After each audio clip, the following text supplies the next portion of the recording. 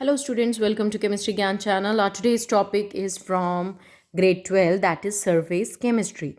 Today we are going to discuss about adsorption.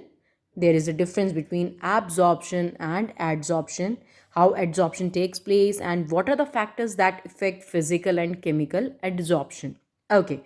First of all, we'll discuss that what is a reaction. Reaction means then when reactants react together to form a product. Reactions are of two types, spontaneous and non-spontaneous. Spontaneous, apne aap, takes place on its own. Non-spontaneous, they need an external force that we need an external force to do that reaction. That is non-spontaneous. As we know that in case of spontaneous reactions, delta G, Gibbs free energy is negative, and in case of non-spontaneous reaction, delta G is equal to positive. Now we'll start our main topic, that is adsorption. Now what is the main difference between absorption and adsorption? The main difference is absorption means the particles will absorb inside the bulk, whereas adsorption, accumulation of particles only on the surface, and it is a spontaneous process. It means that delta G is negative in case of adsorption. First factor, that delta G is negative in case of adsorption. Now, how adsorption takes place? Adsorption takes place like that. Suppose if we have taken a particles will be absorbed on this surface. Okay, after adsorption इस तरह से दिखेगा. So degree of disorderness, or you can call it randomness, entropy, यहाँ ज़्यादा है क्योंकि यहाँ पर सब कुछ फैला हुआ है. यहाँ पर आकर डिग्री ऑफ डिसऑर्डरनेस कम हो गया. It means that delta S is negative in case of adsorption. Like delta G is negative, delta S is also negative. That is, entropy is also negative in case of adsorption. And the third factor is, as we know that in case of adsorption, weak bond is formed between the surface and the particles. During the formation of bond, energy is released. That is why delta H is also negative. So first trick that we have discussed in this video is that delta G, delta H and delta S ये तीनों ही negative होंगे इन case of adsorption. तो MCQ आ सकता है delta G, delta H, delta S ये तीनों ही negative होंगे इन case of adsorption. Okay, now types of adsorption and what are the factors that affect adsorption. So there are two types, physical and chemical. Physical means there is a weak bond formed between the surface and the particle, and in case of chemical adsorption there is a strong bond. Okay, what is the effect of temperature on adsorption? In case of physical adsorption, extent of adsorption. Now what is extent of adsorption? X upon m. X is the amount of adsorbate जो absorb होगा, and m is the mass of adsorbent. इस तरह से अगर हम बात करें तो ये adsorbent हो गया और ये हो गया adsorbate. So extent of adsorption decreases on increasing the temperature because desorption will start taking place. Desorption means कि molecule will start moving away from the surface because there is a weak bond that is formed between the surface and the particle. Physical adsorption, weak bond. Chemical के case में क्या होगा?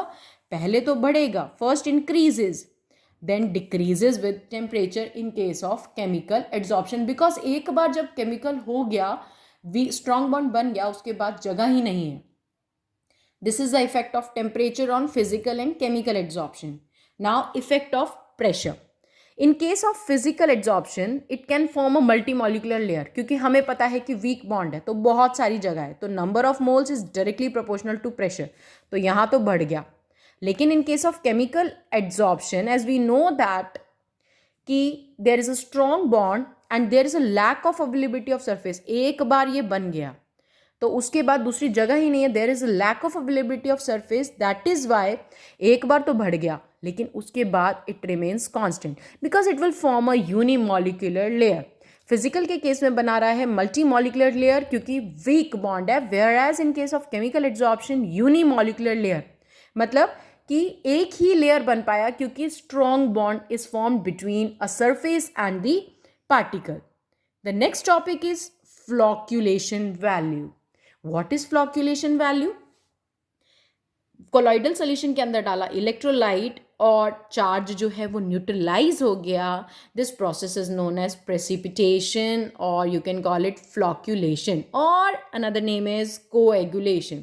So, how much millimoles of electrolyte is added to convert 1 liter of colloidal solution into precipitate is known as coagulation or फ्लॉक्यूलेशन और precipitation. सो कितना आपने electrolyte डाला 1 litre colloidal solution को precipitate में कन्वर्ट करने के लिए, उसे हम कहेंगे कोएगुलेशन या फिर फ्लॉक्यूलेशन वैल्यू.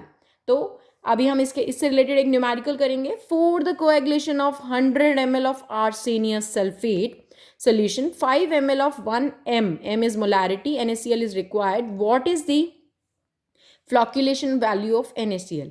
तो मोलैरिटी का हम फॉर्मूला जानते हैं N/V इंटू 1000, राइट.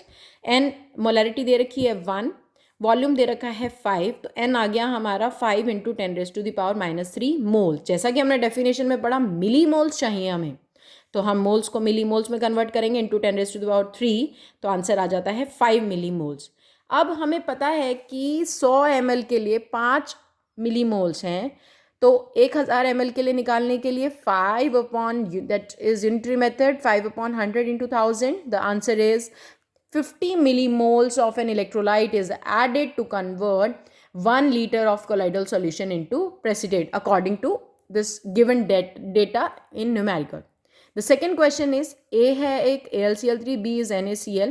दोनों का आपको वैल्यू दे रखा है. कोएगुलेशन पावर किसकी ज़्यादा होगी? तो इसकी वैल्यू कम है, तो coagulating power is inversely proportional to coagulation value. तो जिसकी जितनी कम, मतलब उसको उतने में जल्दी कोएगुलेशन हो गया, तो जितना कम उतना ही जल्दी कोएगुलेशन वो कर पाएगा. तो इसी सब से रिलेटेड हमने एक रूल पढ़ा है, हार्डी-शुल्जे रूल. ये क्या कहता है? जितना ज़्यादा चार्ज उतनी ही ज़्यादा उसकी coagulation power. More is the charge more is the coagulation power. So अगर हम तीनों की बात करें तो Al+3 सबसे ज़्यादा, Mg+2 देन Na+, क्योंकि इसका चार्ज सबसे ज़्यादा है. I hope that this video will be helpful to you and please like, share and subscribe. Thank you.